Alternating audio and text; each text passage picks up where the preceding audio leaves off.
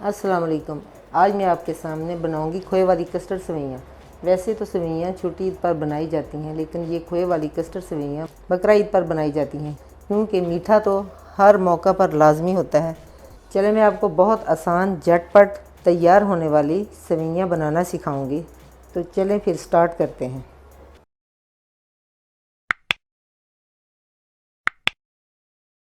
ये 1 लीटर दूध के लिए मैं आधा पैकेट सेवइयों का डाल रही हूँ। ये सेवइयाँ लेके मैंने इनको छोटा छोटा बारीक बारीक कर लिया। और आधा प्याली चीनी, ये छोटी इलायची पाउडर आधा चम्मच।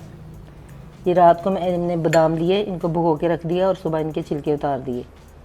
और ये छुहारे लेके इसको मैंने पानी में भिगो के रखा हुआ था और बारीक बारीक काट लिए। ये बादाम 8-10 लेके इनको मैंने ऐसे लंबा लंबा काट लिया। ये खोपरा लिया मैंने, इसको मैंने कद्दूकश कर लिया और कुछ यूँ ऐसे काट लिया। ये किशमिश ली है, ये किशमिश को लेके मैंने धो कर अच्छी तरह से साफ़ करके ये भी रख लिया। ये सब चीज़ें दूध में जाएंगी। ये देखें, ये मेरे पास 2 बड़े चम्मच खोया है, आधा कप दूध का है और 1 छोटा चम्मच इलायची पाउडर। इन तीनों चीज़ों को मैं मिक्स करके रख दूँगी। खोए के अंदर दूध को डाल के थोड़ी देर के लिए रख दूँगी। ये देखें, जो आधा कप दूध, 1 छोटा चम्मच इलायची पाउडर और 2 बड़े चम्मच मैंने खोया के लेके इसको भिगो के रखा हुआ था। ये देखिए, ये अब मिक्स हो चुका है। अब मैं इसके अंदर ये कस्टर्ड पाउडर का 1 चम्मच डाल रही हूँ। इसको भी अच्छी तरह मिक्स कर देना। ये देखिए, घी गर्म करने के लिए मैंने रखा हुआ है, ये हल्का सा गर्म हो चुका है। 2 चम्मच घी के मैंने लिए थे। अब इसके अंदर मैं ये सेवइयाँ डालने लगी।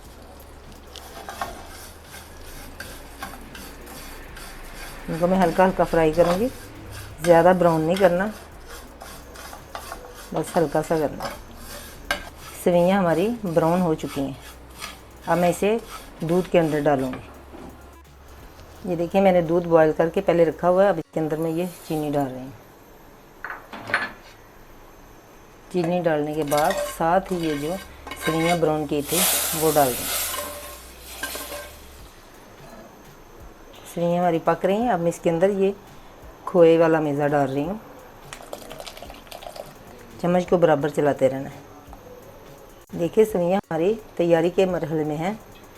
इन्हें हमने ज़्यादा गाढ़ा नहीं करना। अब हम इसके अंदर सारे ये ड्राई फ्रूट जो हैं ये डाल देंगे।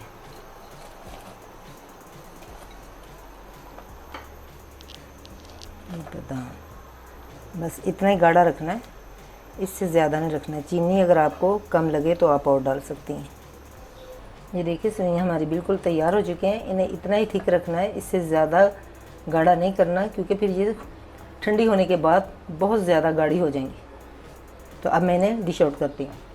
तैयार हो चुकी हैं हमारी बहुत ही मज़ेदार कस्टर्ड खोए वाली सेवइयाँ। ईद पर ज़रूर बनाएं, मेहमानों को ये स्वीट डिश पेश करें। इंशाल्लाह आपकी तारीफ़ होगी। इजाज़त चाहती हूँ, फिर मिलूँगी एक मज़ेदार सी रेसिपी के साथ। अल्लाह हाफिज़।